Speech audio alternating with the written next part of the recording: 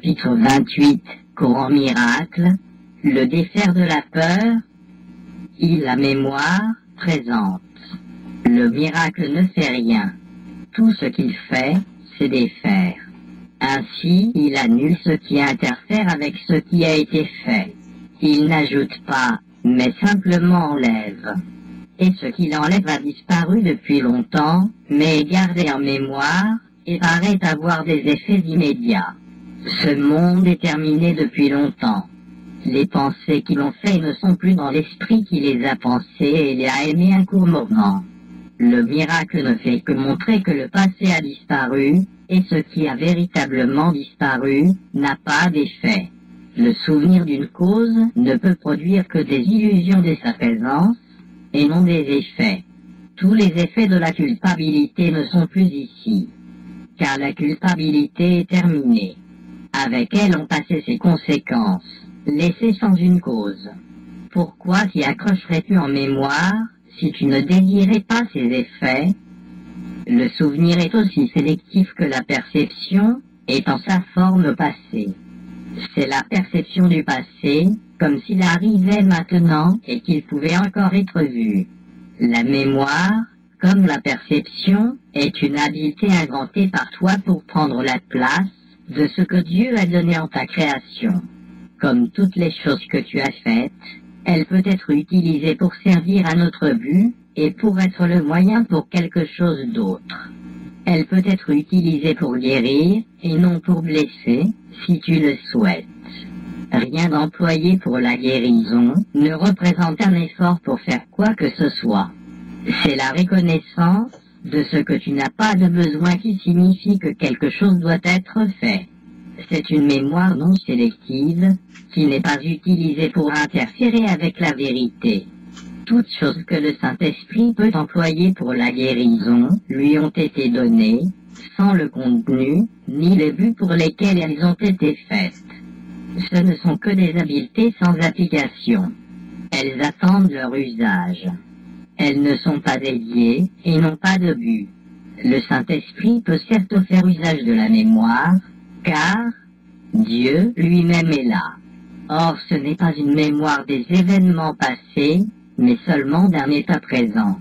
Tu es accoutumé depuis si longtemps à croire que la mémoire ne contient que ce qui est passé, qu'il t'est difficile de te rendre compte que c'est une habileté qui peut se rappeler maintenant. Les limites au souvenir que le monde lui impose sont aussi vastes que celles que tu laisses le monde t'imposer. Il n'y a pas de lien de la mémoire au passé. Si tu veux qu'il soit là, alors il est là. Mais c'est ton seul désir qui a fait le lien, et c'est toi seul qui l'as tenu à une partie du temps où la culpabilité paraît encore s'attarder. L'usage que fait le Saint-Esprit de la mémoire est tout à fait à part du temps. Il ne cherche pas à l'utiliser comme un moyen de garder le passé, mais plutôt comme une façon d'en lâcher prise. La mémoire retient le message qu'elle reçoit et fait ce qui lui est donné à faire. Elle n'écrit pas le message, ni n'assigne à quoi il sert. Comme le corps, elle n'a pas de but en soi. Et si elle semble servir à chérir une haine ancienne, et te donne des images d'injustice et de blessures que tu conservais, c'est ce que tu as demandé que soit son message, et c'est ce qu'il est. Consigné dans ses coffres, c'est l'histoire de tout le passé du corps qui est caché là. Toutes les étranges associations faites pour garder le passé vivant et le présent mort y sont entreposées en attendant que tu commandes qu'elles te soient apportées et revécues. Ainsi leurs effets paraissent être augmentés par le temps, qui a enlevé leur cause. Or le temps n'est qu'une autre phase de ce qui ne fait rien. Il travaille la main dans la main avec tous les autres attributs avec lesquels tu cherches à garder dissimulée la vérité sur toi-même. Le temps ni n'enlève ni ne peut rendre.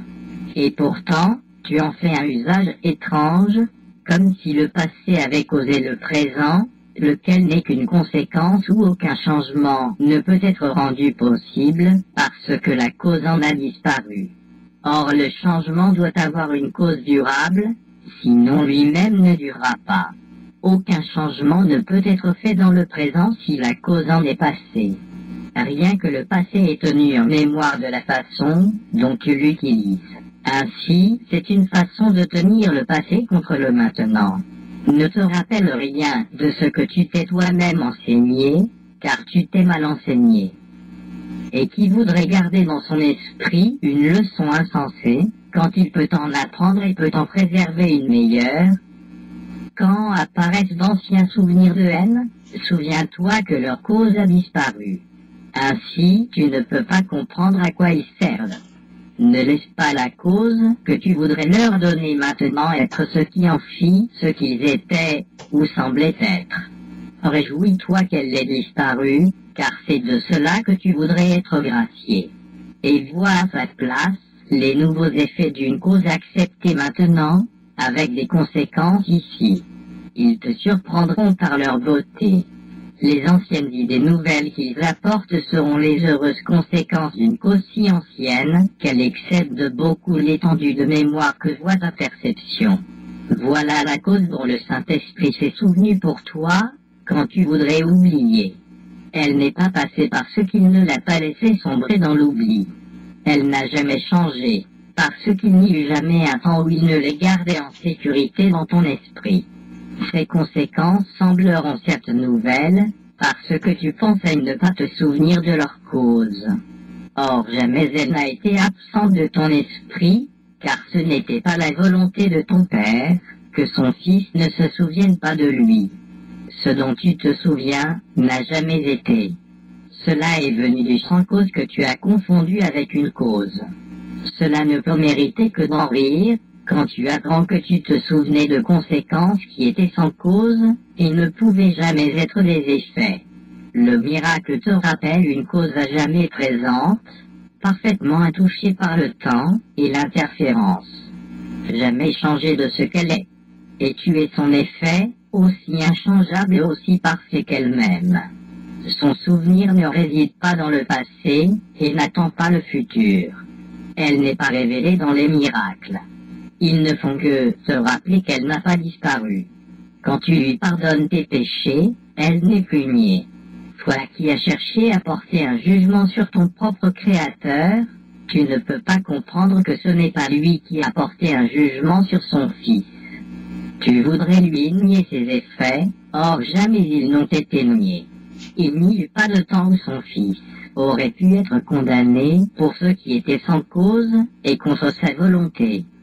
Ce dont ton souvenir témoignerait n'est que la peur de Dieu. Il n'a pas fait la chose que tu crains, pas plus que toi. Ton innocence n'a donc pas été perdue. Tu n'as pas besoin de guérison pour être guéri. Dans la quiétude, vois dans le miracle la leçon de permettre à la cause d'avoir ses propres effets et de ne rien faire qui interférerait. Le miracle vient quiètement à l'esprit qui s'arrête un instant et fait silence. Il va doucement de ce moment de quiétude, et de l'esprit qui l'a guéri alors dans la quiétude, vers d'autres esprits pour partager sa quiétude. Et ils se joindront pour ne rien faire qui empêche sa radieuse extension de retourner jusqu'à l'esprit qui a causé l'être de tous les esprits. Né du partage, il ne peut y avoir de pause dans le temps qui cause un retard dans l'empressement du miracle à rejoindre tous les esprits inquiets, à qui il apporte un instant de calme quand le souvenir de Dieu revient à eux. Leur propre souvenir est maintenant chier, et ce qui est venu pour en prendre, la place ne sera pas entièrement oubliée par après. Celui à qui le temps est donné, te remercie pour chaque instant de quiétude à lui donner. Car dans cet instant, il est permis à la mémoire de Dieu d'offrir tous ses trésors au Fils de Dieu, pour qui ils ont été gardés. Quel bonheur pour lui de les offrir à celui pour qui ils lui ont été donnés. Et son Créateur partage ses remerciements, parce qu'il ne voudrait pas être privé de ses effets. Le silence de l'instant que son Fils accepte fait accueil à l'éternité, et à lui, et les laisse entrer là où il voudrait demeurer. Car en cet instant le Fils de Dieu ne fait rien qui le rendrait apeuré.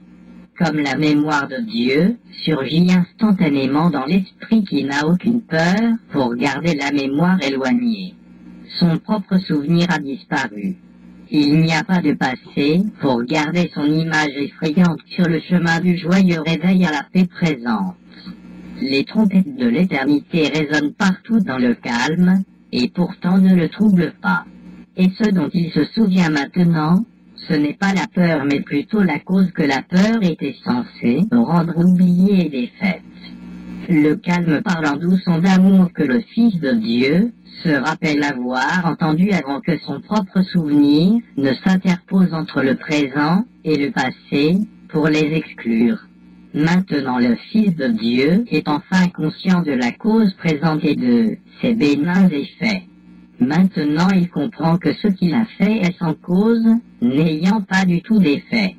Il n'a rien fait. Et en voyant cela, il comprend qu'il n'a jamais eu besoin de rien faire et n'a jamais rien fait.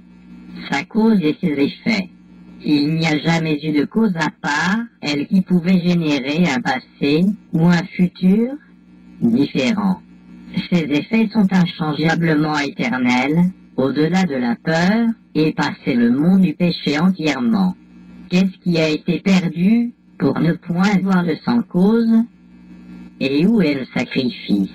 Quand la mémoire de Dieu est venue prendre la place de la perte, quelle meilleure façon y a-t-il de combler le petit fossé entre les illusions et la réalité que de permettre à la mémoire de Dieu de le traverser, en faisant un pont qu'un instant suffit à franchir, car Dieu l'a comblé avec lui-même.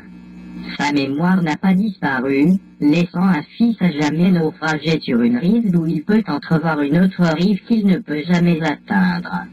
Son père veut qu'il soit soulevé et doucement porté de l'autre côté. Il a construit le pont, et c'est lui qui transportera son fils de l'autre côté.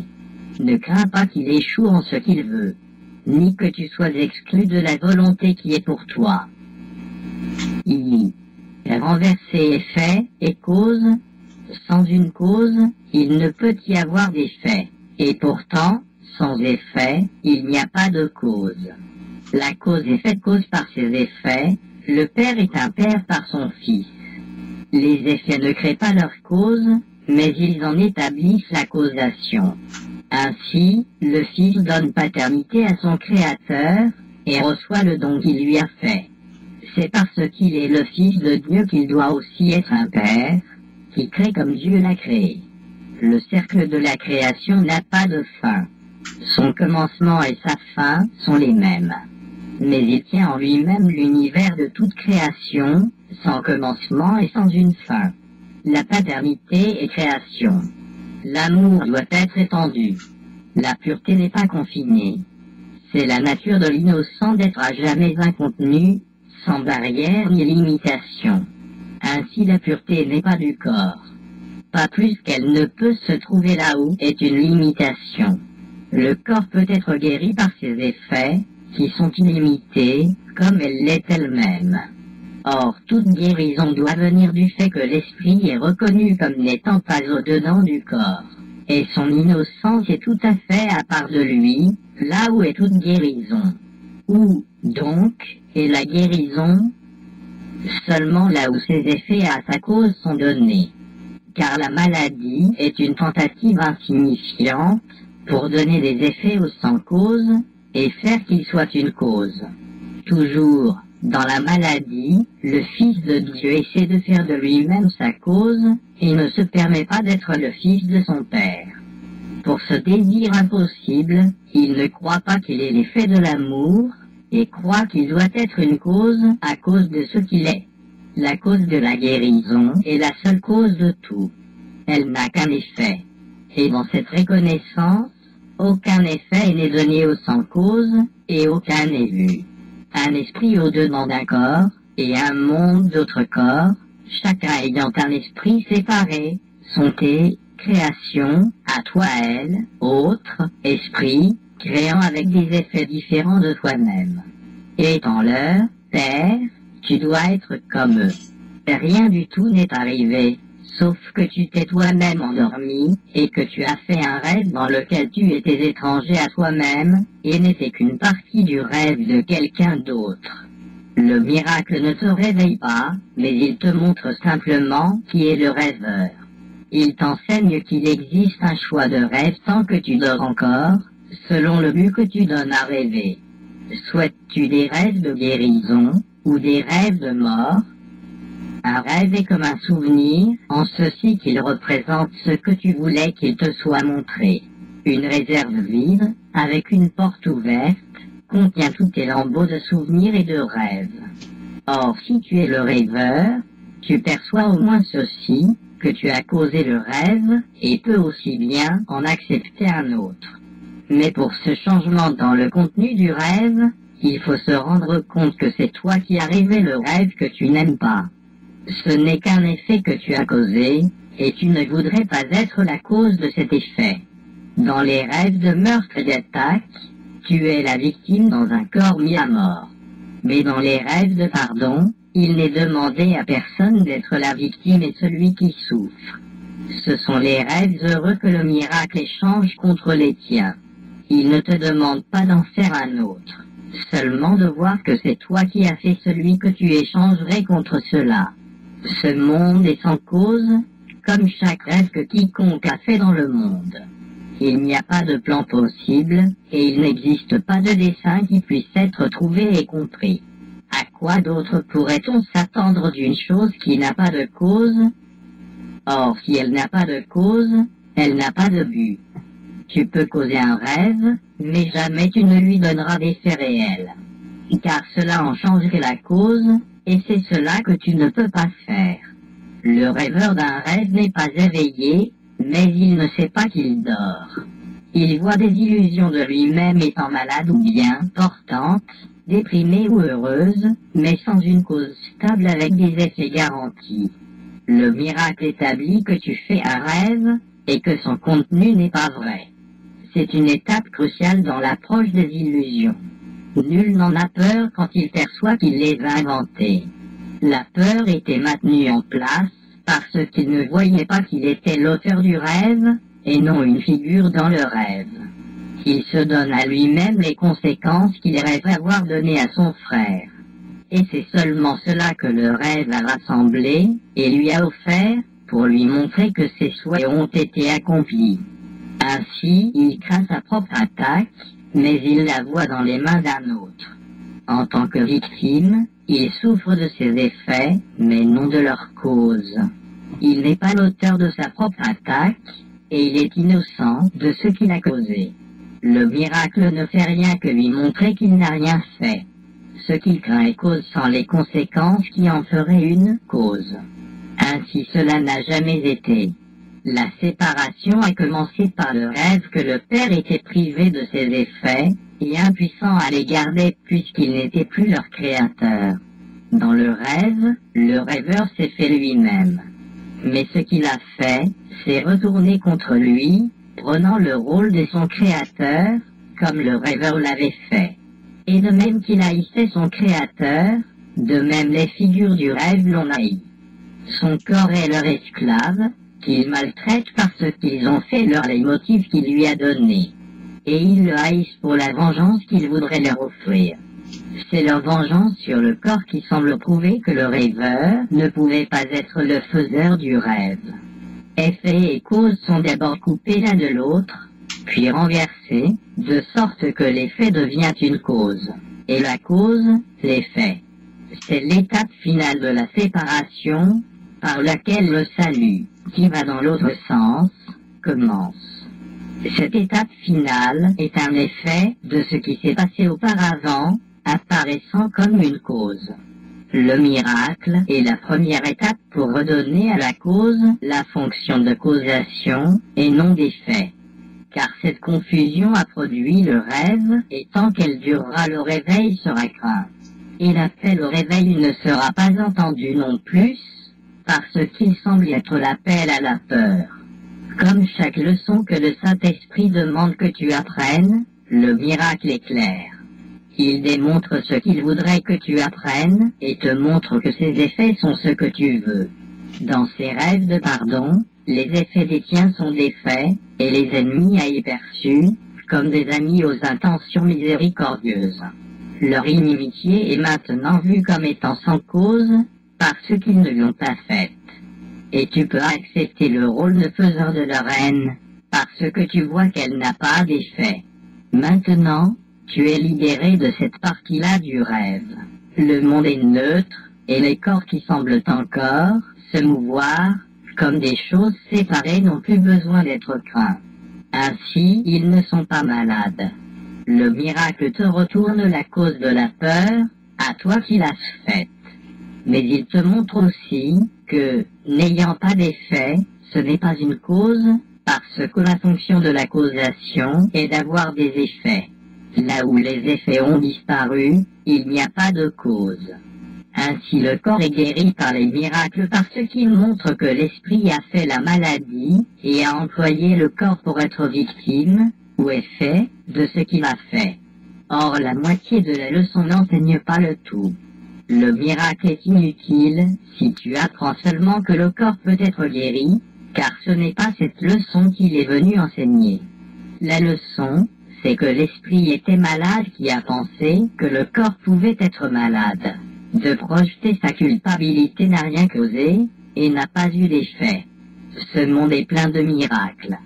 Ils se tiennent en un radieux silence à côté de chaque rêve de douleur et de souffrance, de péché et de culpabilité. Ils sont l'alternative du rêve, le choix d'être le rêveur plutôt que de nier le rôle actif dans l'invention du rêve. Ils sont les joyeux effets d'avoir ramené la conséquence de la maladie à sa cause. Le corps est délivré parce que l'esprit reconnaît que cela ne m'est pas fait, mais c'est moi qui le fais, et l'esprit est ainsi libre de faire un autre choix à la place. En commençant ici, le salut changera le cours de chaque pas dans la descente vers la séparation, jusqu'à ce qu'il soit revenu sur chaque pas, que l'échelle ait disparu et que tout le rêve du monde soit défait. L'accord pour se joindre. Ce qui attend avec une certitude parfaite au-delà du salut ne nous concerne pas. Car tu viens à peine de commencer à laisser diriger tes premiers pas incertains vers le haut de l'échelle que la séparation t'a fait descendre. Le miracle seul te concerne à présent. C'est ici que nous devons commencer. Puis, ayant commencé, la voie sera rendue sereine et simple, qui monte jusqu'à l'éveil et à la fin du rêve. Quand tu acceptes un miracle, tu n'ajoutes pas ton rêve de peur à un autre qui est déjà en train d'être rêvé. Sans soutien, le rêve s'effacera sans effet, car c'est ton soutien qui le renforce. Aucun esprit n'est malade jusqu'à ce qu'un autre esprit ne lui accorde qu'ils sont séparés. C'est donc leur décision conjointe d'être malade. Si tu refuses de donner ton accord, et si tu acceptes le rôle que tu joues pour que la maladie devienne réelle, l'autre esprit ne peut projeter sa culpabilité sans que tu l'aides à se percevoir lui-même séparé et à part de toi. Ainsi le corps n'est pas perçu comme étant malade par vos deux esprits de deux points de vue séparés. S'unir à l'esprit d'un frère prévient la cause de la maladie et des effets perçus. La guérison est l'effet d'esprits qui se joignent, comme la maladie vient d'esprits qui se séparent. Le miracle ne fait rien, justement parce que les esprits sont joints et ne peuvent se séparer. Or, dans le rêve, cela a été renversé, et les esprits séparés sont vus comme des corps, qui sont séparés et ne peuvent se joindre. Ne permets pas à ton frère d'être malade, car s'il l'est, tu l'as abandonné à son propre rêve en le partageant avec lui. Il n'a pas vu la cause de la maladie où elle est, et sur le fossé entre vous, où la maladie a été nourrie, tu as passé. Ainsi, vous êtes joints en maladie, pour préserver le petit fossé non guéri, où la maladie est gardée soigneusement protégée, chérie et soutenue par une ferme croyance, afin que Dieu ne vienne pas jeter un pont sur le petit fossé qui mène à lui. Ne combats pas sa venue avec des illusions, car c'est sa venue que tu veux plus que toutes les choses, qui semblent scintiller dans le rêve. La fin du rêve est la fin de la peur, et l'amour n'a jamais été dans le monde des rêves. Le fossé est petit, or il tient les graines de la peste et toute forme de maladie, parce que c'est le souhait de rester à part et de ne pas se joindre. Ainsi, il semble donner une cause à la maladie qui n'est pas sa cause. Le but du fossé est toute la cause qu'est la maladie. Car il a été fait pour te garder séparé, dans un corps que tu regardes, comme s'il était la cause de la douleur. La cause de la souffrance est la séparation, et non le corps, qui n'en est que l'effet. Or la séparation n'est qu'un espace vide, qui ne renferme rien, ne fait rien, aussi insubstantiel que l'espace vide entre les rives qu'un bateau a fait en passant, et recouverte tout aussi vite, comme l'eau déferle pour combler le fossé, et comme les vagues en se joignant le recouvrent. Où est le fossé entre les vagues, une fois qu'elles se sont jointes et ont recouvert l'espace qui semblait les maintenir, séparés un petit moment? Où sont les motifs de maladie, une fois que les esprits se sont joints pour combler le petit fossé entre eux, où les graines de la maladie semblaient pousser? Dieu construit le pont, mais seulement dans l'espace laissé propre et vacant, par le miracle. Sur les graines de la maladie, et la honte de la culpabilité, il ne peut jeter de pont, car il ne peut détruire la volonté étrangère qu'il n'a pas créée. Laisse ses effets être disparus, et ne t'y cramponne pas, les mains à vide, pour les garder pour toi. Le miracle les balayera tous, faisant ainsi de la place, pour celui qui veut venir et jeter un pont pour le retour de son Fils à lui-même. Compte, donc, les miracles argentés et les rêves dorés de bonheur comme étant tout le trésor que tu voudrais garder dans la réserve du monde. La porte est ouverte, point aux voleurs, mais à tes frères affamés qui ont pris pour de l'or le brillant d'un caillou et qui ont emmagasiné un amas de neige qui brillait comme de l'argent. Il ne leur reste rien derrière la porte ouverte. Qu'est-ce que le monde, sauf un petit fossé perçu pour déchirer l'éternité et la briser en jours, en mois et en années? Et qu'es-tu, toi qui vis dans le monde, sauf une image du Fils de Dieu brisée en 1000 morceaux, chacun dissimulé dans un bout d'argile séparé et incertain? N'aie pas peur, mon enfant, mais laisse ton monde être doucement éclairé par les miracles. Et là où le petit fossé était vu, se dressant entre toi et ton frère, joins-toi à lui. Et maintenant la maladie sera vue sans une cause. Le rêve de guérison réside dans le pardon, et te montre doucement que tu n'as jamais péché. Le miracle voudrait ne laisser aucune preuve de culpabilité qui t'apporte témoignage de ce qui n'a jamais été. Et dans ta réserve, il fera une place de bienvenue pour ton Père et ton soi. La porte est ouverte pour que puissent venir tous ceux qui ne voudraient plus avoir faim et voudraient prendre plaisir au grand festin qui leur est servi là. Et ils rencontreront tes autres invités à qui le miracle a demandé de venir à toi. C'est un festin certes fort différent de ce que le rêve du monde a montré. Car ici, plus quiconque reçoit, plus il en reste pour tous les autres à partager. Les invités ont apporté avec eux des provisions illimitées. Nul n'est privé, ni ne peut priver. Voici un festin que le Père a dressé devant son Fils, et qu'il partage également avec lui.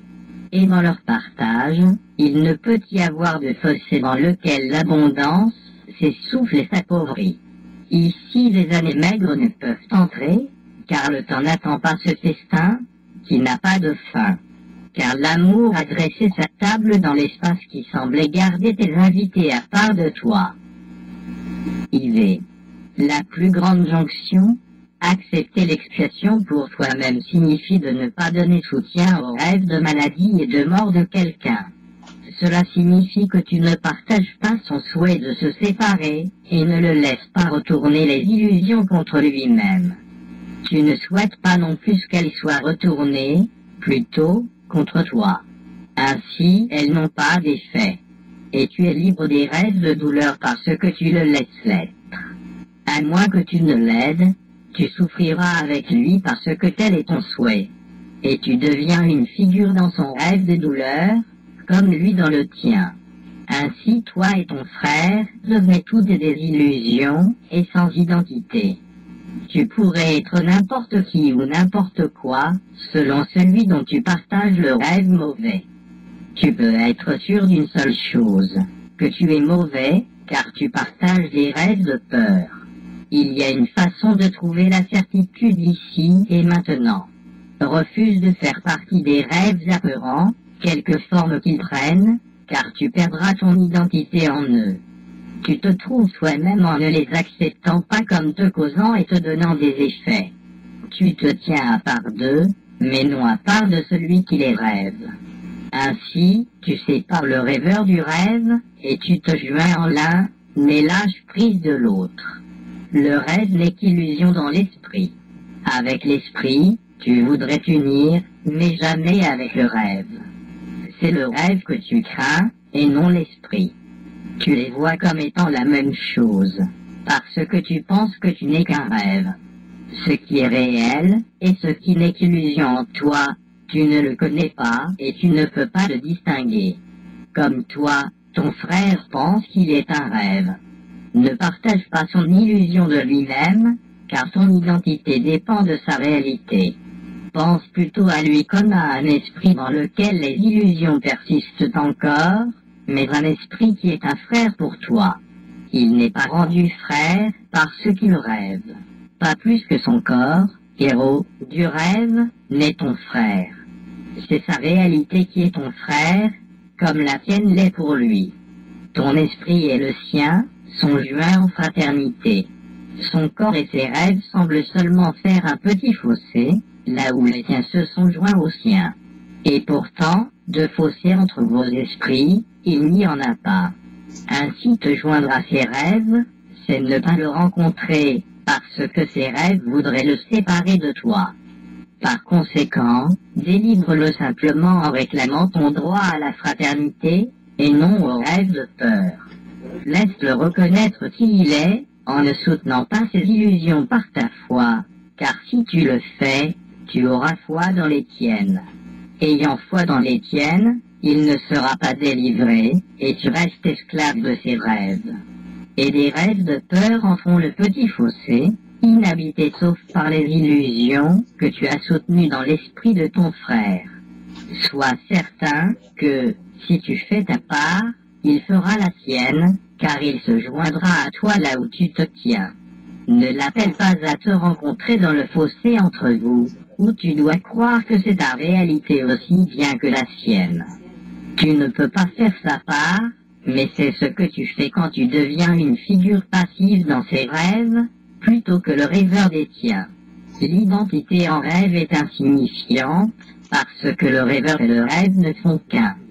Qui partage un rêve doit être le rêve qu'il partage, parce qu'en partageant une cause est produite. Tu partages la confusion, et la confusion règne en toi, car dans le fossé, il n'existe pas de soi stable.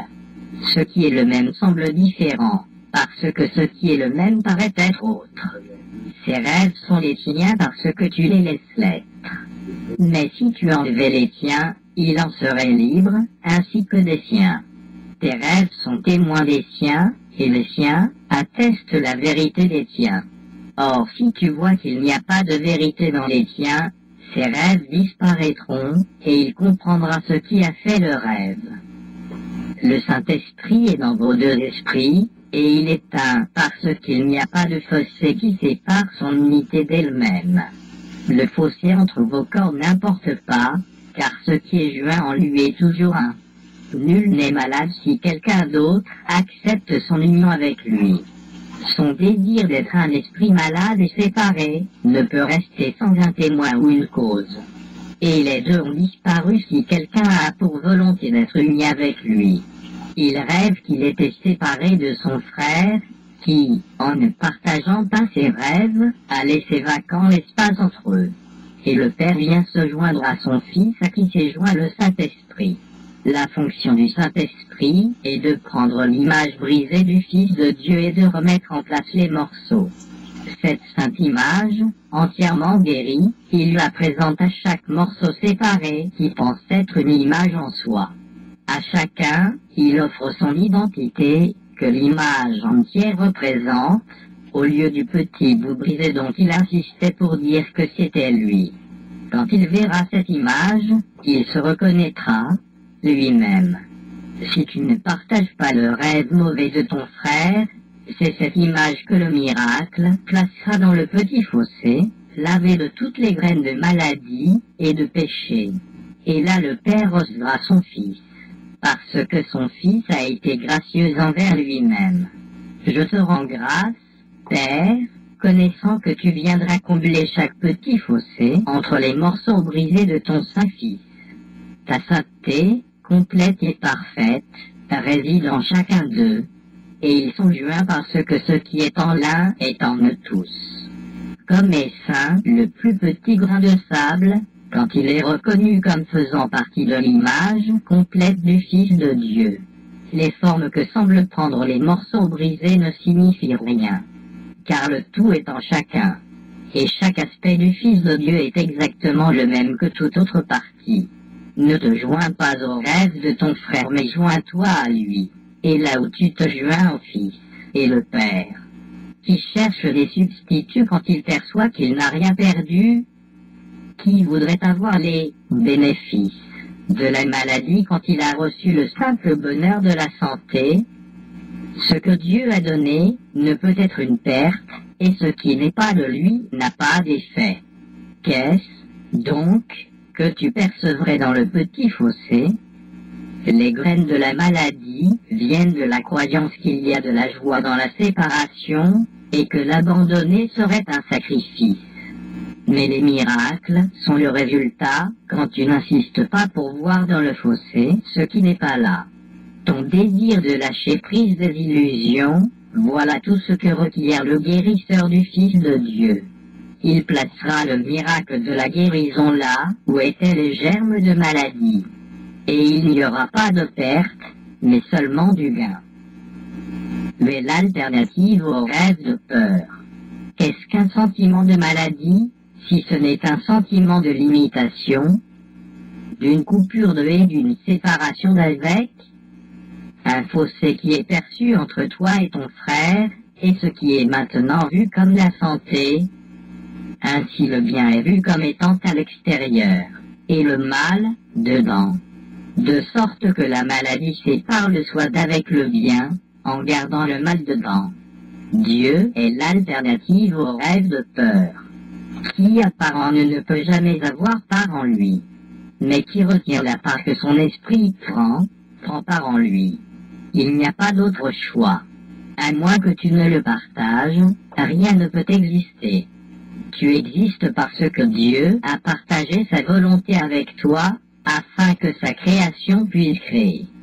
C'est de partager les rêves mauvais de haine et de malice, d'amertume et de mort, de péché et de souffrance et de douleur et de perte, qui les rend réels. Non partagés, ils sont perçus comme insignifiants. La peur en a disparu parce que tu ne leur as pas donné ton soutien. Où la peur a disparu, là doit venir l'amour, parce qu'il n'y a que ces alternatives. Où l'une apparaît, l'autre disparaît. Et celle que tu partages devient la seule que tu as. Tu as celle que tu acceptes, parce que c'est la seule que tu souhaites avoir. Tu ne partages pas de rêve mauvais si tu pardonnes au rêveur, et perçois qu'il n'est pas le rêve qu'il a fait. Ainsi, il ne peut pas faire partie du tien, dont vous êtes tous les deux libres. Le pardon sépare le rêveur d'avec le rêve mauvais, et ainsi le délivre. Souviens-toi que si tu partages un rêve mauvais, tu croiras que tu es le rêve que tu partages. Et, le craignant, tu ne voudras pas connaître ta propre identité, parce que tu penses qu'elle est effrayante. Tu nieras ton soi, et tu marcheras sur une terre étrangère que ton Créateur n'a pas faite, où tu sembles être un quelque chose que tu n'es pas. Tu feras la guerre à ton soi, qui semble être ton ennemi, et tu attaqueras ton frère, en tant que partie de ce que tu es. Il n'y a pas de compromis. Tu es ton soi ou une illusion. Que peut-il y avoir entre l'illusion et la vérité? Un entre deux, où tu peux être une chose qui n'est pas toi, doit être un rêve et ne peut pas être la vérité. Tu as conçu un petit fossé entre les illusions et la vérité pour être le lieu où réside toute ta sécurité et où ton soi est bien caché par ce que tu as fait. Là est établi un monde qui est malade, et c'est ce monde que perçoivent les yeux du corps. Là résonnent les sons qu'il entend, les voix que ses oreilles ont été faites pour entendre. Or les vues et les sons que le corps peut percevoir sont insignifiants. Il ne peut ni voir ni entendre. Il ne connaît pas ce que c'est de voir. À quoi sert d'écouter? Il est aussi peu capable de percevoir que de juger, comprendre ou connaître. Ses yeux sont aveugles. Ses oreilles sont sourdes. Il ne peut penser, or, donc il ne peut avoir des faits. Qu'est-ce que Dieu a créé pour être malade? Et qu'est-ce que Dieu n'a pas créé qui puisse être? Ne laisse pas tes yeux contempler un rêve. Tes oreilles porter témoignage de l'illusion. Ils ont été faits pour regarder un monde qui n'est pas là, pour entendre des voix qui ne peuvent faire aucun son. Or il est d'autres sons et d'autres vues qui peuvent être vues, entendues et compris. Car les yeux et les oreilles sont des sens dénués de sens. Et ce qu'ils voient et entendent, ils ne font que le rapporter. Ce n'est pas eux qui voient et entendent, mais toi, qui assemble tous les morceaux discornus, chaque bribe insensé et chaque miette de preuve, et fais un témoin du monde que tu veux. Ne laisse pas les oreilles et les yeux du corps percevoir ces innombrables fragments vus dans le fossé que tu as imaginé, et les laisser persuader leur faiseur que ces imaginations sont réelles. La création prouve la réalité, parce qu'elle partage la fonction que partage toute création. Elle n'est pas faite de petits bouts de verre, d'un morceau de bois, d'un fil ou de, peut-être, tous assemblés pour attester sa vérité. La réalité ne dépend pas de cela. Il n'y a pas de fossé qui sépare la vérité d'avec les rêves et d'avec les illusions. La vérité ne leur a laissé aucune place, en aucun lieu et en aucun temps, car elle remplit chaque lieu et chaque temps, et les rend entièrement indivisibles. Toi qui crois qu'il y a un petit fossé entre toi et ton frère, tu ne vois pas que c'est là que vous êtes comme prisonniers dans un monde perçu comme existant là. Le monde que tu vois n'existe pas, parce que le lieu où tu le perçois n'est pas réel. Le fossé est soigneusement dissimulé dans le brouillard, et des images brumeuses s'élèvent pour le couvrir de formes vagues et incertaines, aux lignes changeantes, à jamais insubstantielles et indécises. Or dans le fossé, il n'y a rien. Et il n'y a pas de terrible secret, pas de tombe enténébrée où la terreur surgit des ossements de la mort. Regarde le petit fossé, et tu vois l'innocence, et le vide de péché que tu verras en toi-même, quand tu auras perdu la peur de reconnaître l'amour. Vie. Les vœux secrets, qui punit le corps est infâme. Car là est vu le petit fossé, et pourtant il n'est pas là. Il ne sait pas juger lui-même, et il n'a pas fait de lui-même ce qu'il n'est pas. Il ne cherche pas à faire de la douleur une joie, ni à trouver un plaisir durable dans la poussière. Il ne te dit pas quel est son but, et il ne peut pas comprendre à quoi il sert. Il ne rend pas victime, parce qu'il n'a pas de volonté, pas de préférence et pas de doute. Il ne se demande pas ce qu'il est. Ainsi, il n'a pas besoin d'être compétitif. Il peut être rendu victime, mais il ne peut pas se sentir lui-même victime. Il n'accepte aucun rôle, mais fait ce qu'on lui dit, sans attaque. C'est certains points de vue insensés de tenir responsable de la vue une chose qu'il ne peut pas voir, et de la blâmer pour les sons que tu n'aimes pas, bien qu'elle ne puisse entendre. Elle ne souffre pas de la punition que tu lui donnes, parce qu'elle ne ressent rien. Elle se conduit de la façon que tu veux, mais jamais elle ne fait le choix. Elle n'est pas née, et elle ne meurt pas. Elle ne peut que suivre son but, le chemin sur lequel on l'a placée. Et si le chemin est changé, elle suit aussi facilement une autre voie. Elle ne prend pas parti, et ne juge pas la route qu'elle parcourt. Elle ne perçoit pas de fossé, parce qu'elle ne l'est pas. Elle peut être utilisée pour la haine, mais elle ne peut pas par là être rendue haïssable. La chose que tu es craint, que tu adores et veux, le corps ne la connaît pas. Tu l'envoies pour qu'il cherche la séparation et soit séparé. Et puis tu le hais, non pas pour ce qu'il est, mais pour les usages que tu en as faits. Tu recules devant ce qu'il voit et ce qu'il entend, et tu es sa fragilité et sa petitesse.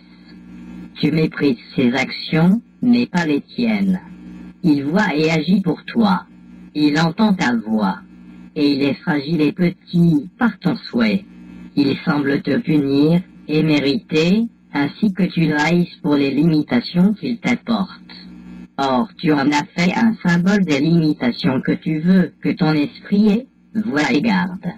Le corps représente le fossé entre le petit bout d'esprit que tu appelles le tien et tout le reste de ce qui est réellement à toi. Tu le hais. Or, tu penses que c'est ton soi et que, sans lui, ton soi serait perdu. Voilà le vœu secret que tu as fait avec chaque frère qui voudrait cheminer à part. Voilà le serment secret que tu fais à nouveau, chaque fois que tu te perçois toi-même attaqué. Nul ne peut souffrir s'il ne se voit pas lui-même attaqué et perdant par l'attaque. Informulé et inentendu dans l'esprit est chaque promesse de maladie. Or c'est la promesse faite à un autre d'être blessé par lui et de l'attaquer en retour. La maladie est colère passée sur le corps afin qu'il souffre. C'est l'effet évident de ce qui a été fait en secret, en accord avec le souhait secret d'un autre d'être à part de toi, comme tu voudrais être à part de lui. À moins que vous ne soyez d'accord tous les deux que c'est votre souhait, il ne peut pas avoir d'effet.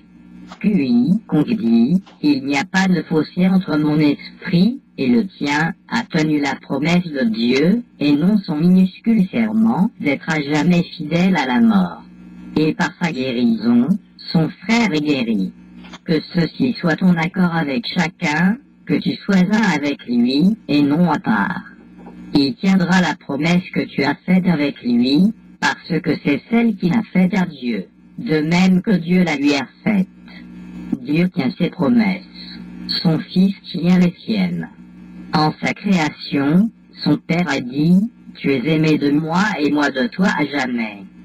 Sois parfait comme moi-même, car tu ne peux jamais être à part de moi. » Son Fils ne se souvient pas d'avoir répondu, « Je le serai, bien qu'en cette promesse il soit né. » Or Dieu la lui rappelle chaque fois qu'il ne partage pas une promesse d'être malade, mais laisse son esprit être guéri et unifié.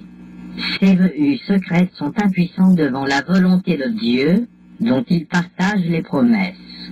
Et ce qu'il substitue n'est pas sa volonté, qui a fait promesse de lui-même à Dieu. Veille l'arche de sécurité, Dieu ne demande rien, et son Fils, comme lui, n'a pas besoin de rien demander, car il n'y a pas de manque en lui. Un espace vide, un petit fossé, serait un manque. Et c'est là seulement qu'il pourrait lui manquer quelque chose qu'il n'a pas. Un espace où Dieu n'est pas, un fossé entre le Père et le Fils, n'est la volonté d'aucun des deux, qui ont promis de ne faire qu'un. La promesse de Dieu est une promesse à lui-même, et il n'en est pas un qui puisse être infidèle à ce qu'il veut faisant partie de ce qu'il est. La promesse qu'il n'y a pas de fossé entre lui-même et ce qu'il est ne peut pas être fausse.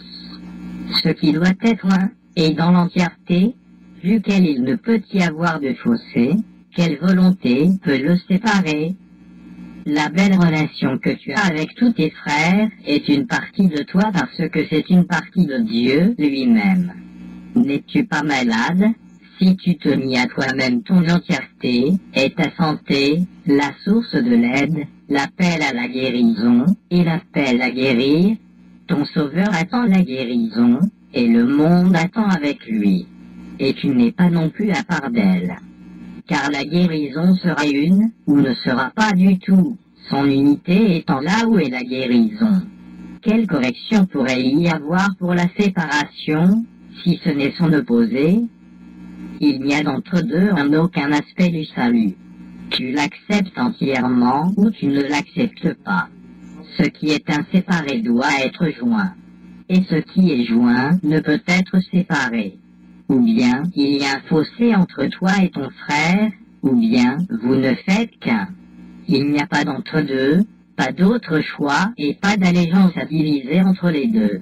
Une allégeance divisée n'est qu'absence de foi en les deux, qui fait simplement que tu tournes en rond en t'accrochant incertainement à n'importe quelle paille qui semble offrir quelques promesses de soulagement. Or qui peut bâtir sa demeure sur une paille et compter sur elle comme abri contre le vent? On peut faire du corps ce genre de demeure parce qu'il manque de fondement dans la vérité. Et pourtant, à cause de cela, il peut être vu comme n'étant pas ta demeure, mais simplement comme un outil qui t'aide à atteindre la demeure où Dieu habite. Avec cela comme but, le corps est guéri. Il n'est pas utilisé pour témoigner du rêve de séparation et de maladie. Il n'est pas non plus vainement blâmé pour ce qu'il n'a pas fait. Il sert à aider la guérison du Fils de Dieu, et pour ce but, il ne peut pas être malade.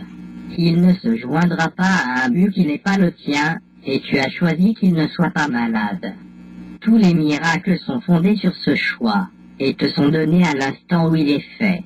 Aucune forme de maladie n'est immunisée, parce que le choix ne peut pas être fait en fonction de la forme.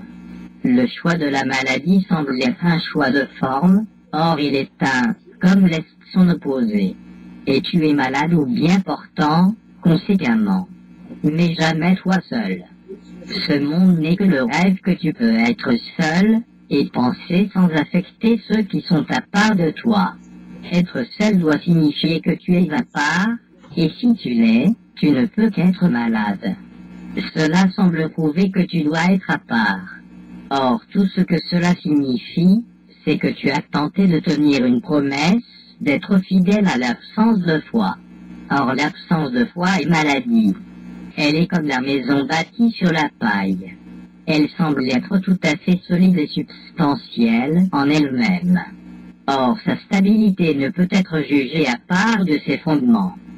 Si elle repose sur la paille, point n'est besoin de barrer la porte, de fermer les fenêtres et de pousser les verrous. Le vent la fera basculer et la pluie viendra qui l'emportera dans l'oubli. À quoi bon chercher une sécurité dans ce qui a été fait pour le danger et pour la peur? Pourquoi l'encombrer encore de serrures, de chaînes et d'encre pesante, quand sa faiblesse réside non pas en lui-même, mais dans la fragilité du petit fossé de néant sur lequel il tient? Qu'est-ce qui peut être sûr qui repose sur une ombre? Voudrais-tu bâtir ta demeure sur ce qui s'écroulera sous le poids d'une plume?